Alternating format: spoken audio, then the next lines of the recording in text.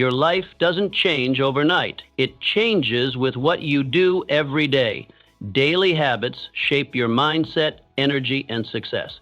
By understanding why they matter, what actions make the biggest impact, and how to build them into your routine, you can create lasting change that completely transform your life. You will understand why these habits are so powerful, what specific actions create real change, and how to build them into your routine without feeling overwhelmed. 1. Wake up with purpose. Every morning presents you with an unspoken test, testing your love, warmth, sleep, and the allure of slumber's remaining strands. It isn't sensational, not of the fight people will witness, that it is the most important one of your day. The instant you open your eyes, you're presented with two choices: roll over and sleep the day away with fuzzy plans, or get up with a silent flame that whispers to you, I am here to define this day, not let it define me. That decision, seemingly small, is where the magic starts. The fact is, too many days get away from us before they've even really started. You wake up with your head cloudy, already exhausted, and there's no passion behind your actions. You wait, you procrastinate as if time is in your debts. But time isn't waiting. It never did. It rewards those who seize it. Those who rise up before their excuses have a chance to take hold.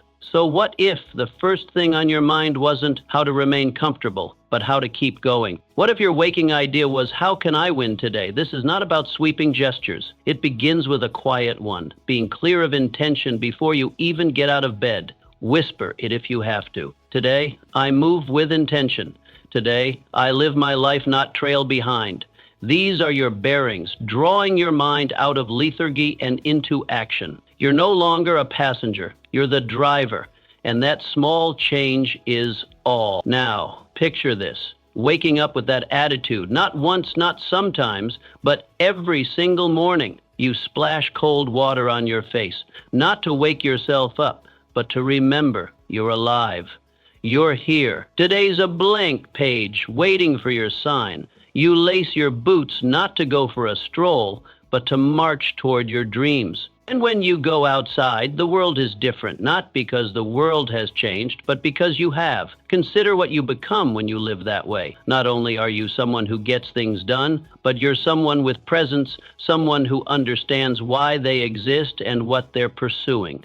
You become the type of person others look up to.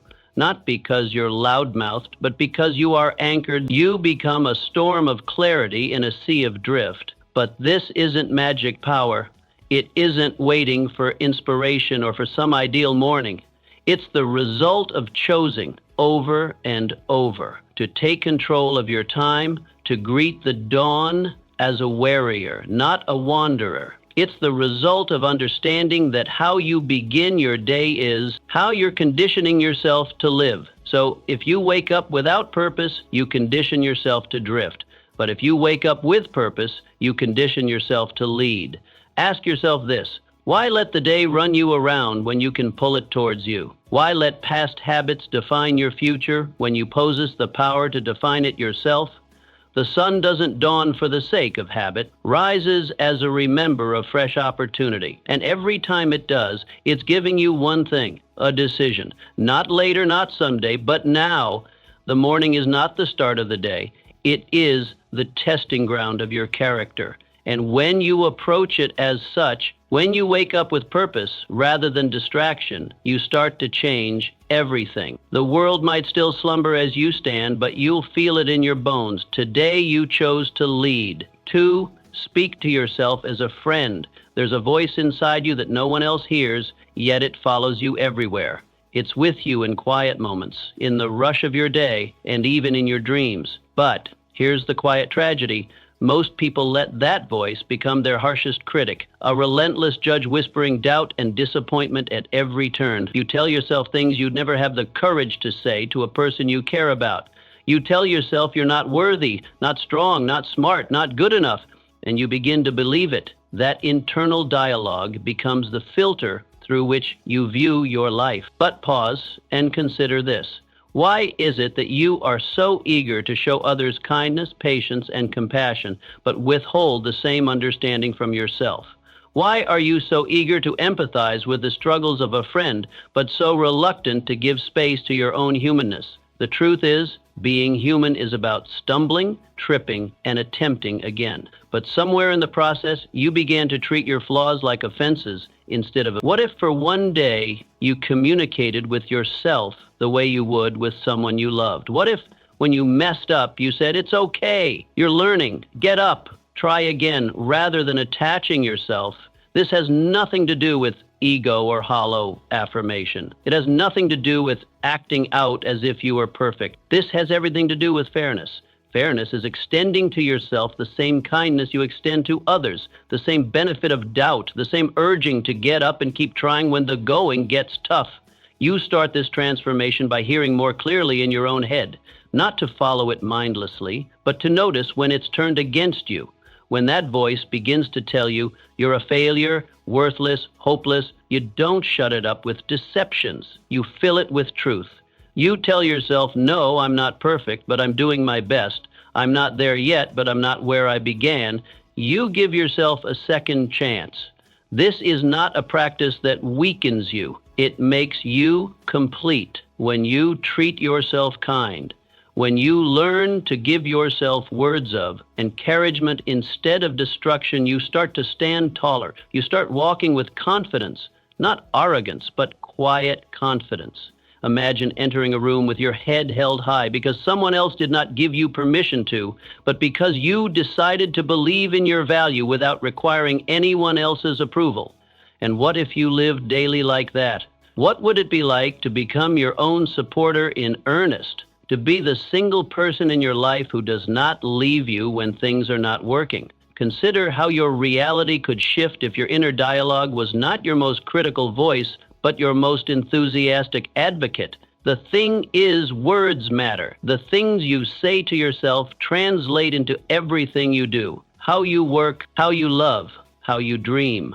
You can't construct a strong life on a foundation of ongoing self-destruction, but you can construct one out of ingratitude, earnestness, and grace.